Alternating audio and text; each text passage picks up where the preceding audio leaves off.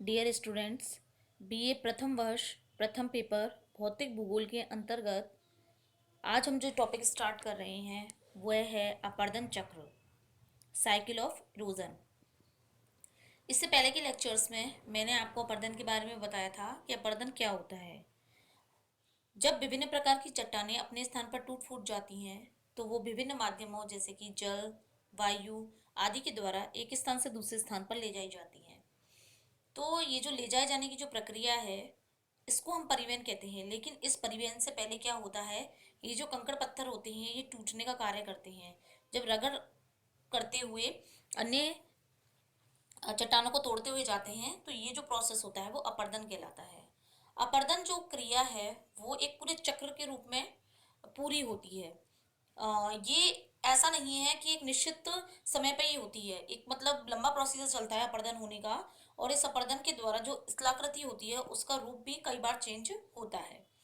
तो इसी अपर्दन चक्र के बारे में हम बात करेंगे। सबसे पहले हम इसके अर्थ को समझते हैं। विभिन्न अवस्थाएं जैसे कि युवावस्था, प्रौढ़ावस्था, वृद्धावस्था। जैसे कि मनुष्य होता है, मनुष्य सबसे पहले अपनी मतलब बाल्यावस्था में रहता है, फिर उसकी युवावस्था आती है, फिर प्रौढ़ावस्था आती है, वृद्धावस्था आती है। तो मनुष्य में क्या होता है, चेंजेशन आते हैं उसके रंग रूप में, उसके शरीर की हाइट में।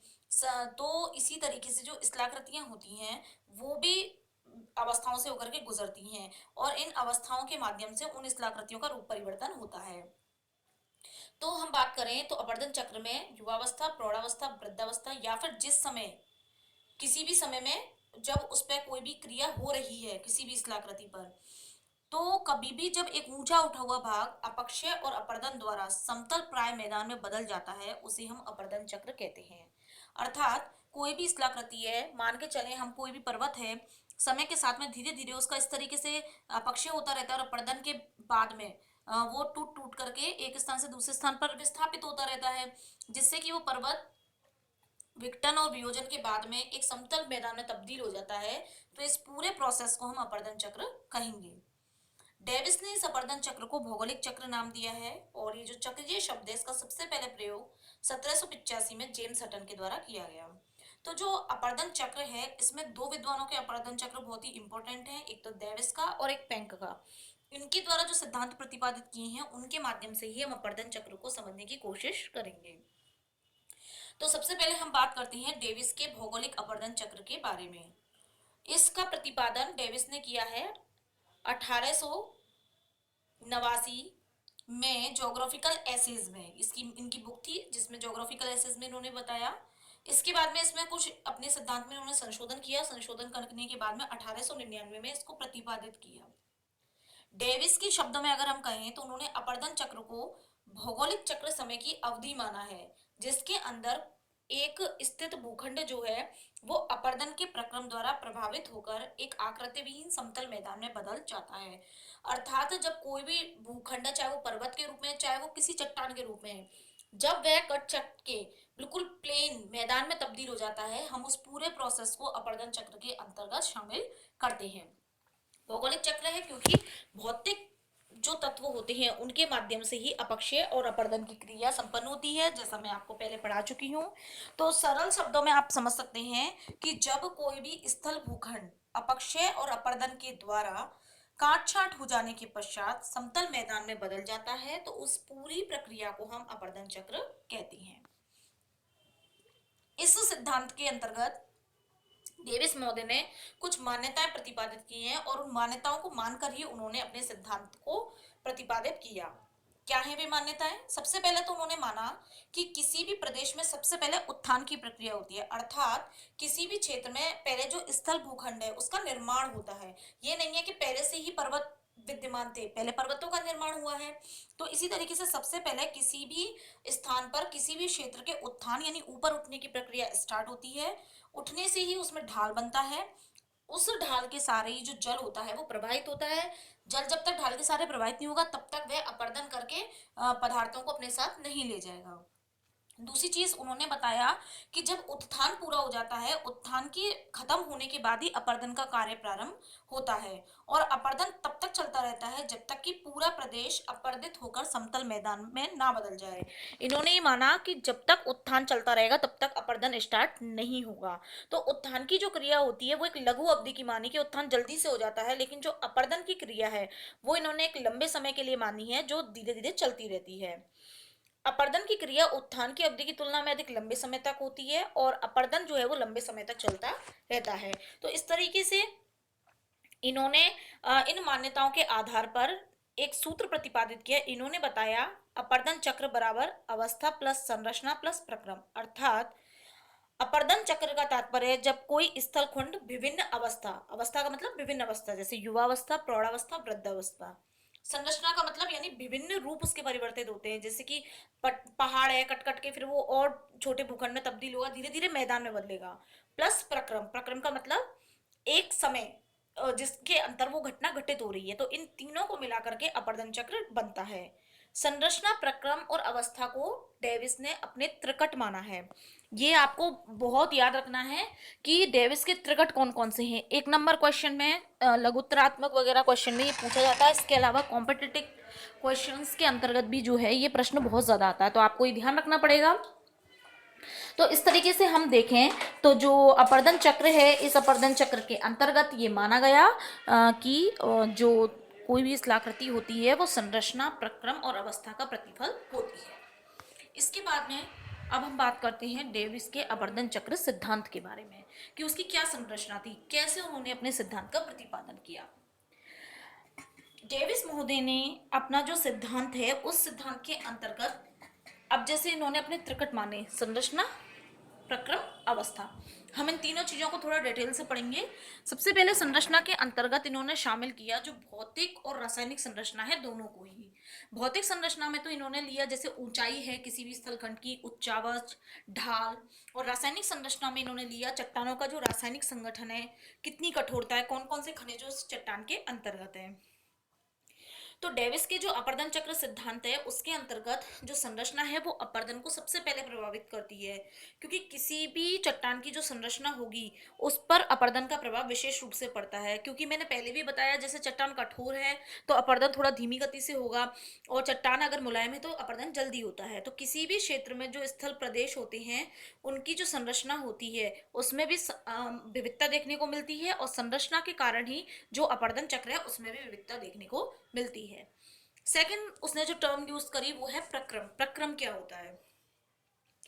डेविस ने बताया कि प्रक्रम के अंतर्गत कोई भी वह समय जिसके अंतर्गत कोई भी क्रिया घटित हो रही है, अर्थात प्रक्रम के अंदर उसने माना कि कौन कौन से बल जो है किसी भी समय में किसी भी स्थलखंड के ऊपर कार्य कर रहे हैं।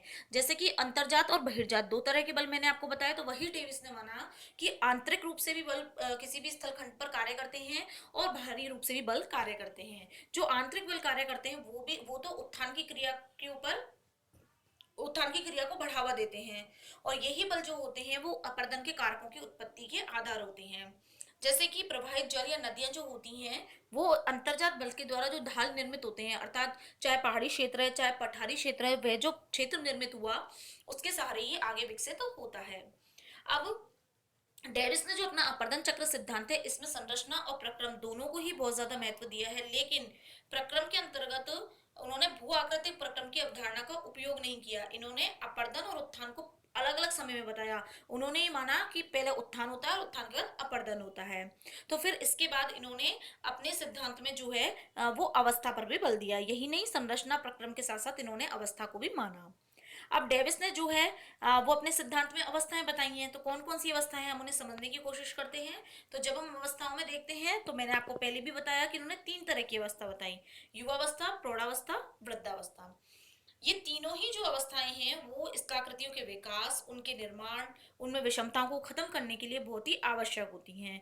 जैसा कि आपको एक चित्र दिखाई दे रहा है, इसमें ग्राफ के द्वारा ये दिखाया गया है कि फर्स्ट स्टेज आती है, फिर सेकंड आती है, फिर थर्ड आती है, और किस तरीके से समय के साथ में जो ऊंचाई है उसमें बदलाव आता है और काट छाट की क्रिया चलती है। तो सबसे पहले मैं आपको समझाती हूँ कि युवावस्था क्या होती है। अब डेविस ने माना कि जो अपर्दन चक्र चालू होता है उसमें सबसे पहले आता है युवावस्था, सबसे पहली स्टेज आती है इसमें। अगर हम नदी की बात करें तो नदी का वेग जो होता है बहुत तीव्र होता है, और ढाल में तीव्रता के कारण जो नदियां होती हैं वो तलीय कटान की क्रिया का काम करती हैं, अर्थात नदी जो होती है अपने तल को काटने का काम करती रहती है। इससे जो खाई बनती है वो गहरी खाई बनती है, यानी लंबवत रूप में बनती हैं। और युवावस्था में सबसे अधिक गहरी खाई जो होती है वो विकसित होती हैं, और सबसे ज्यादा उच्चावच भी इसी में विकसित होता है, क्योंकि इस समय जो नदी होती है उसका वेग बहुत तीव्र होता है।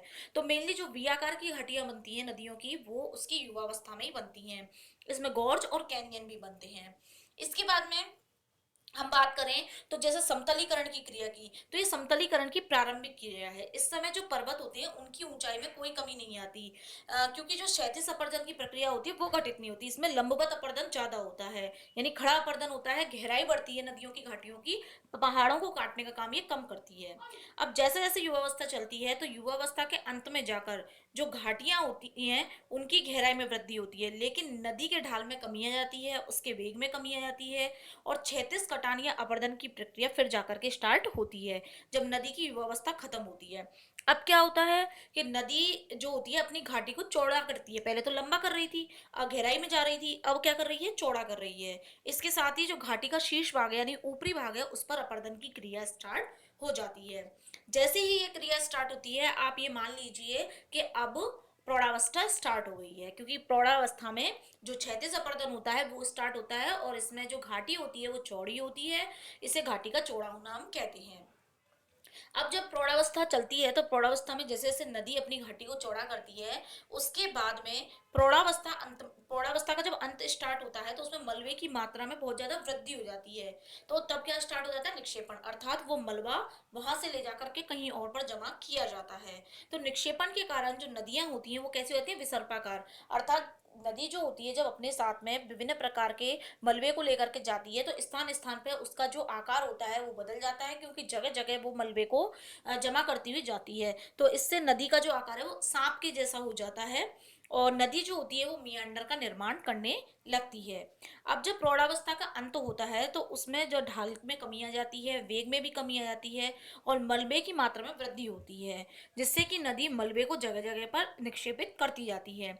ऐसा करने से एक नदी में से कई बहुत सारी उपधाराएं विभाजित होती हैं, यानी एक नदी जो होती है उसमें छोटी छोटी धाराएं निकल जाती हैं। इन्हें हम नदी वितरका कहते हैं। नदी वितरका बनना अपर्दन चक्र की वृद्धावस्था में प्रवेश का संकेत देता है। जैसे युवावस्था है, युवावस्था में घाटी की गहराई बढ़ रही है, कहीं पर भी जो नदी है उसकी तली में अगर गहराई बढ़ रही है तो आप समझ लीजिए युवावस्था है। जैसे ही उसकी घाटी चौड़ी होने लगे प्रौढ़ावस्था आ जाती है, और उसके बाद में जब नदी वितरकाएं बनने लग जाए तो वृद्धावस्था आ जाती है। प्रौढ़ावस्था के बाद नदी जो होती है जब वृद्धावस्था में प्रवेश करती है तो उसके वेग में, उसकी ढाल में कमी आ जाती है, जिससे जो तलीय अपर्दन है वो तो समाप्त हो जाता है, लेकिन जो क्षैतिज अपर्दन है वो चलता रहता है। इससे क्या होता है, उस प्रदेश की ऊंचाई में और उसके उच्चावच में लगातार कमी आती है। इस समय नदी जो है अपने द्वारा जो मलबा लेकर के आती है उसको बहुत बड़े स्तर पर निक्षेपित करती चलती है। अब क्या होता है, सतह की जितनी भी उच्चावच विशेषताएं विषमताएं वो लगभग समाप्त हो जाती हैं, अर्थात जो पर्वत का कटाव है वो पूरी तरीके से हो जाता है, और नदी अपने आधार तल को प्राप्त कर लेती है। अब इस अंतिम अवस्था में क्या होता है, एकदम समतल एकदम प्लेन मैदान का निर्माण होता है, जिसे हम संप्राय मैदान या पैनी प्लेन कहते हैं। डेविस ने जो समतल मैदान है उन्हें पैनी प्लेन नाम दिया है। लेकिन इस मैदान में भी कहीं कहीं कठोर चट्टानी टीले बचे हुए रह जाते हैं, तो इन्हें डेविस ने कहा है मोनोडोनो। डेविस का जो अपर्दन चक्र सिद्धांत है उसके अनुसार जो मोनोडोनोक है उसके साथ ही एक अपर्दन चक्र समाप्त हो जाता है, अर्थात जैसे ही पर्वत जो है वो कट छट करके समतल मैदान में बदल जाता है और मोनाडानाक या मोनोडोनोक का निर्माण हो जाता है, तो आप मान के चलिए एक अपर्दन चक्र खत्म हो गया। उन्होंने ये भी कहा कि एक अपर्दन चक्र खत्म हो जाने के बाद दूसरा अपर्दन चक्र तब तक प्रारंभ नहीं होता है जब तक कि क्षेत्र की संरचना में मूलभूत परिवर्तन ना हो। तो इस तरीके से एक अपर्दन चक्र पूरा होने के बाद में जैसे ही उसकी संरचना में मूलभूत परिवर्तन होता है वैसे ही दूसरा अपर्दन चक्र स्टार्ट हो जाता है। अब हम बात करते हैं डेविस के मॉडल के मूल्यांकन के बारे में, अर्थात क्या यह सिद्धांत सही है या गलत है, तो इसके पक्ष और विपक्ष दोनों ही बारे में बात करेंगे। सबसे पहले हम इसके पक्ष यानी प्रभावी पक्ष के बारे में बात करेंगे। डेविस का जो मॉडल है वो कैसा है, व्यवहारिक है और सरल है, उसको आप आसानी से समझ सकते हैं। डेविस ने अपने सिद्धांत को बहुत ही अच्छे रोचक तरीके से प्रस्तुत किया है। व्यापक स्तर पर उसने क्षेत्रीय अध्ययन करे और उसके बाद में जो परिणाम प्राप्त हुए उसके आधार पर उसने अपने सिद्धांत का प्रतिपादन किया। इसका जो सिद्धांत है वो ओहियो नदी घाटी है अमेरिका में, उसके अध्ययन पर आधारित है। उसमें उन्होंने ऐसा देखा जिस तरह की उसमें क्रिया होती है।